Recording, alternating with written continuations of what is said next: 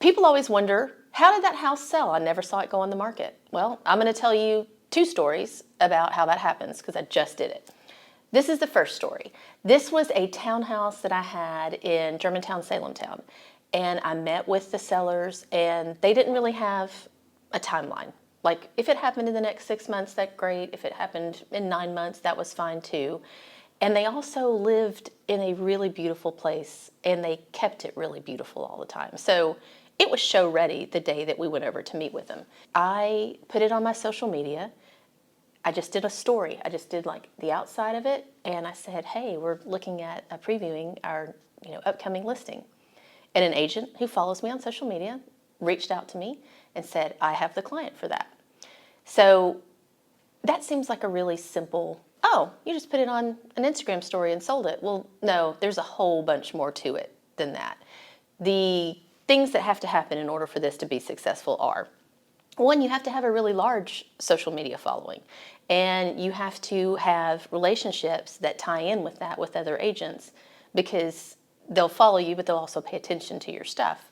And in this case, the agent who saw it was in my teammate Caroline's breakfast club. So there's this built-in credibility there. They know each other offline as well as just watching me on Instagram.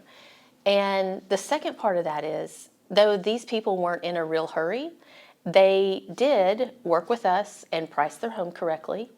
And it was in, like I said, show-ready condition the day that we went to see it. So you can't take a property and say, hey, we don't want to move, anytime soon. So if you, want to put it out there at 20% over, the real price, and we don't want to do anything to get it ready, and, it's going to be hard to showcase it to people because it's going to be hard to show and it's not going to look that great.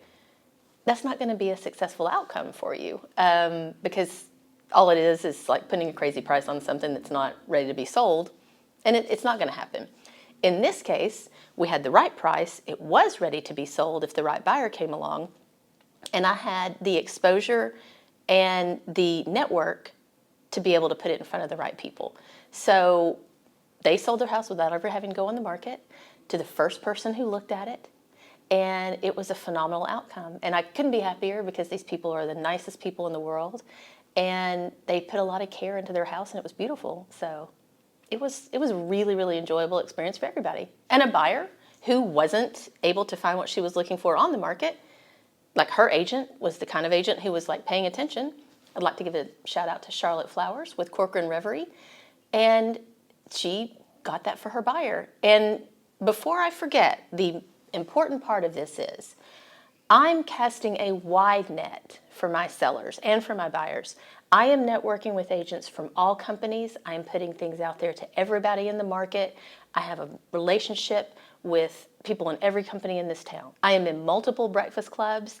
I'm in way more text threads than anybody should be, but I'm doing it to keep my professional relationships alive, kicking, healthy, so that there's this nice flow back and forth with all of my colleagues in the industry.